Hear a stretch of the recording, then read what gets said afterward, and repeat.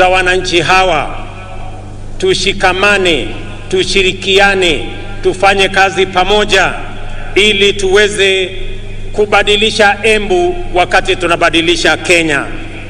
Asanteni tena watu wa Embu kwa msaada wenu, kwa kura zenu na kwa maombi yenu. I want to say thank you very much to the great people of Embu County, as I thank all Kenyans who stepped forward to vote in the last election so that we, as the people of Kenya, can maintain our democratic credentials as a nation that is democratic, as a nation that is built on the firm foundation of multi-party democracy. And now it is our opportunity, all of us as leaders in government and in the opposition, to work together towards making our nation great. On this day, 60 years ago, Kenya formally gained its right of internal government, Madaraka, the mandate of majority African self-determination, was a major step forward. The emergence of this nation as a republic later that year.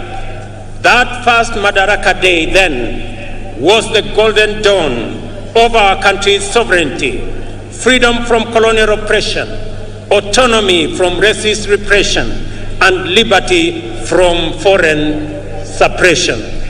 In fighting for our sovereignty, our noble freedom fighters had primarily waged a political struggle to liberate a people divided, humiliated, and impoverished under a predatory system whose institutions were vicious and extractive. So, although the freedom struggle was political and the first Madaraka Day represented political autonomy, every Kenyan African understood it to mean and to be the beginning of the hard and noble work of securing and enhancing social and economic freedom as well.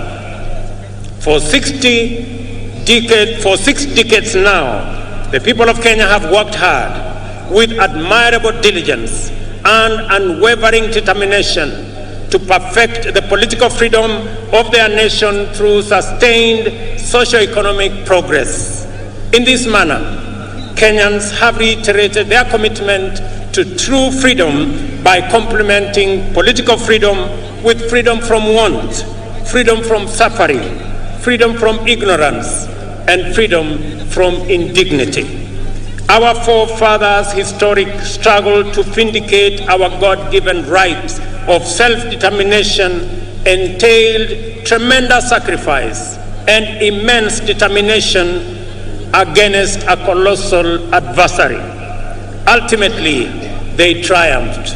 Similarly, our war against underdevelopment, poverty, unemployment, indignity, and vulnerability has been daunting. Yet, we have made steady progress year after year over 60 years of freedom. At the heart of our struggle for freedom, both before and after independence, is the distinctively Kenyan spirit of determination that is nevertheless flexible, consistency which is innovative, pragmatism that is also hopeful, and faith strong enough to take chances. The sacrifices required were inspired by a spirit that is truly unique, which transcends ordinary decision-making. We recognize that spirit even now. It lives in the heart of every Kenyan who wakes up early to give their best, try their luck, knock on doors, and chase their dreams. We see it every day when we see traders, artisans, farmers, and other workers braving the scorching sun and enduring cold rain in pursuit of livelihood. We also witness in teachers, nurses, police officers, extension officers, and technicians who go far from their comfort zone often beyond the call of duty, to attend to Kenyans in their communities throughout all villages, all corners of our great republic. This noble ethic of willingness to struggle by working hard and embracing risk, and of determination to achieve positive change in great leaps as well as in little installments, has brought us far and will take us beyond the horizon of our destiny.